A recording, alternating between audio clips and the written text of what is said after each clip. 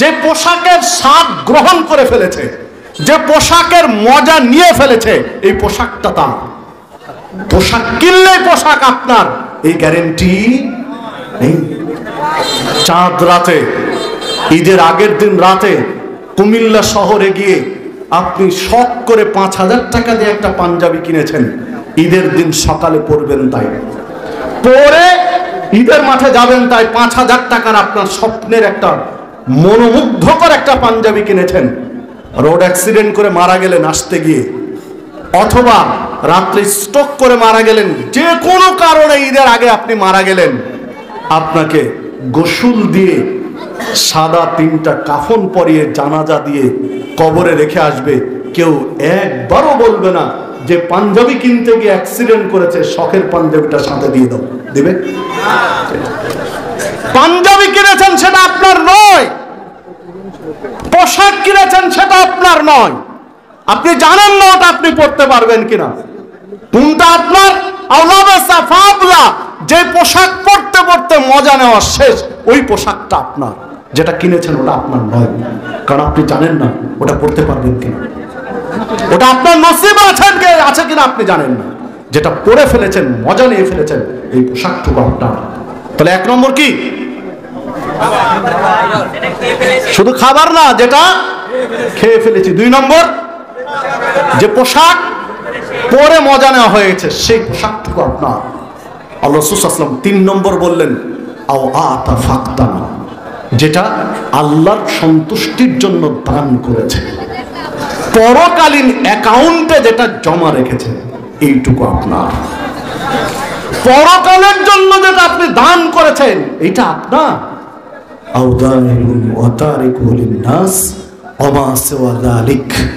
এছাড়া যা কিছু রয়েছে সব কিছু তার প্রজন্ম, পরবর্তী বংশধর, তার উত্তরাধিকারীদের জন্য রেখে চলে যাবে, অন্য কিছুই তার নয়। আপনার শখের বাড়ি, আপনার শখের গাড়ি, আপনার শখের জমানো টাকা, ব্যাংক ব্যালেন্স, এগুলো আপনার কিছুই নয়। এগুলো ভোগ করবে কে? উত্তরাধিকারী, পরবর্তী প্রজন্ম, পরবর্তী প্রোডাকশন, তারা ভোগ করবে, আপনি নয়। আপনি ভোগ করবেন কোনটুকু? যেটুকু আপনি দান করেছেন। যেটা খেয়ে ফেলেছেন ওটা তো শেষ, খেয়েছেন বর্জ্য হয়ে নেমে গেছে, ওটা শেষ। যে পোশাক পরে ফেলেছেন, পরে ফেলে দিয়েছেন, কাপড় পচে গলে শেষ হয়ে গেছে, ওটাও টিকেনি। তাহলে 3টার 2টা কি হয়েছে? নষ্ট হয়ে গেছে। একটা টিকে আছে, যেটা দান করেছেন। এই দানটা আপনার পরকালে আপনার কাজে দিবে। এইটা হচ্ছে আপনার অরিজিনাল পুঁজি, আপনার মূল পুঁজি হলো যেটা পরকালের রাস্তায় দান করেছেন। বাকি 2টা নষ্ট হয়ে যায়। অথচ আমরা বুঝি না যে পরকালের জন্য জমা রাখা উচিত। আমরা কি করি? সবাই জমা রাখতে চায়, দান করতে চায় না।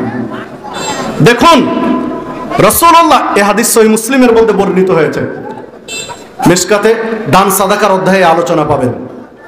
রাসূলুল্লাহ সাল্লাল্লাহু আলাইহি ওয়াসাল্লাম বলেছেন, তোমরা নিজের সম্পদের চেয়ে অন্যের সম্পদকে বেশি ভালোবাসো।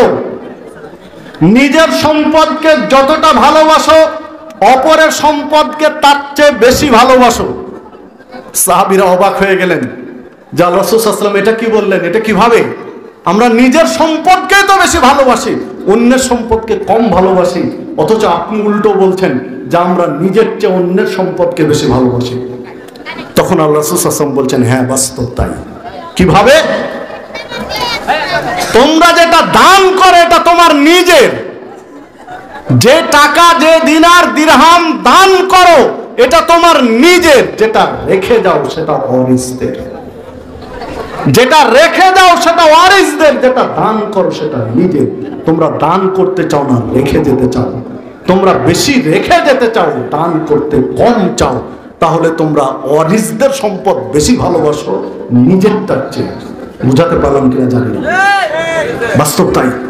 ধরেন আপনি 1000 টাকা নিয়ে আজকে এই সালাফি কনফারেন্সে এসেছেন, 100 টাকার 10টি নোট আপনার পকেটে আছে।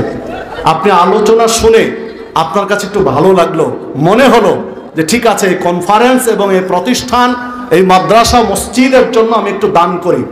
টাকা 1000 টাকা বড়ই কষ্টের আপনার কাছে, বারবার ভাবছেন কয় টাকা দেব, বারবার হিসাব করছেন কয় টাকা দেব। অনেক চিন্তা ভাবনা করে আপনি 200 টাকা দিয়ে দিলেন, পকেটে থাকলো কয় টাকা? 800 টাকা।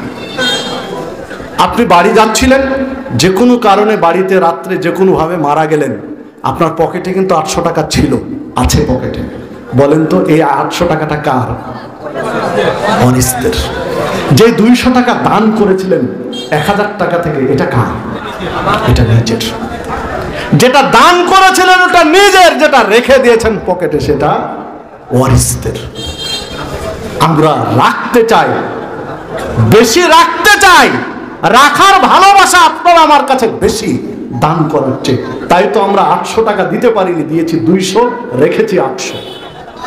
যদি নিজের তার প্রতি মহব্বত বেশি থাকতো, ভালোবাসা বেশি থাকতো, তাহলে 800 টাকা দিতাম, রাখতাম 200। কিন্তু রেখেছি 800 আর দিয়েছি 200, তাহলে নিজের চেয়ে অন্যেরটার মহব্বত বেশি। বললাম বাস্তবতা। না হলে বাস্তবতা দেখুন। বাস্তব একটা উদাহরণ আপনার কাছে পেশ করি। জমি জমা বন্টন করতে গিয়ে, ফারায়েজ বন্টন করতে গিয়ে অধিকাংশ মানুষ ন্যায্যভাবে বন্টন করতে পারে না, ন্যায়সঙ্গতভাবে ফারায়েজ বন্টন করে না। ছেলে মেয়েদের মধ্যে যে ছেলের প্রতি তার দুর্বলতা বেশি, মহব্বত বেশি, ওই ছেলেকে বেশি দিয়ে দিচ্ছে, মেয়েকে ঠগিয়ে দিচ্ছে। না হলে সমানই দিল, ছেলেকে 10%, মেয়েকে 5%, ঠিকই দিয়েছে। তবে ছেলেকে 10% দিয়েছে পৌর ফাতেহাবাদ বাজারের সাথে, রাস্তার সাথে 10%, আর মেয়েকে দিয়েছে ওই বিলের তলায় 5%, যা 5 মাস ডুবে থাকবে আর 6 মাস শুকনা থাকবে। বাস্তবতা এটা। মানে মেয়েকে দিয়েছে ওই বিলের তলায়, যা 6 মাস ডুবে থাকবে পানিতে, 6 মাস শুকনা থাকবে। আর ছেলেকে দিয়েছে পৌর ফাতেহাবাদ বাজারে, একদম রোড সংলগ্ন, কার্পেটিং রাস্তার সাথে। বলেন এটা দিয়ে গেলাম, ঠিক আছে। ওই জমির দাম ছিল ভ্যালুয়েশন অনুযায়ী 2 লাখ টাকা শতক, আর এই জমির দাম হচ্ছে 10 লাখ টাকা শতাংশ। অনেক সময় এরকম হয় না? আপনার 10 লাখ টাকা শতাংশ ছেলেকে দিয়ে গেলেন, আর মেয়েকে দিলেন 2 লাখ শতাংশ। আপনি তো কবরে চলে গিয়েছেন, এবার এই সম্পদটা ভোগ করবে কে? ছেলে মেয়ে। সম্পদ ভোগ করবে ছেলে, আনন্দ করবে ছেলে, ফুর্তি উড়াবে ছেলে, আর কবরের শাস্তি ভোগ করবে কে? বলেন আপনি, পিতা, অভিভাবক। যাকে দিয়ে গেলেন তার কোনো আফসোস নেই, ও একবারও ভুলেও বলবে না যে বাবা 10% দিয়ে গেছে, আমি 2% এই মাদ্রাসা বা মসজিদে দিয়ে দেই, বলবে না। ও ভোগ করবে আনন্দে, আর কবরের শাস্তিটা ভোগ করবেন আপনি। এইরকম বোকা শ্রেণীর মুসলিম আপনি আমি। যাদের দিয়ে যায় তারা আনন্দ করে, আর যাদের দিয়ে গেলাম তাদের কারণে আমরা শাস্তি ভোগ করি। সম্মানিত উপস্থিতি, যে কথা বলছিলাম যে আপনাকে আমাকে বাঁচার রাস্তা খুঁজে বের করতে হবে, জাহান্নামের আগুন থেকে বাঁচার পথ বের করতে হবে।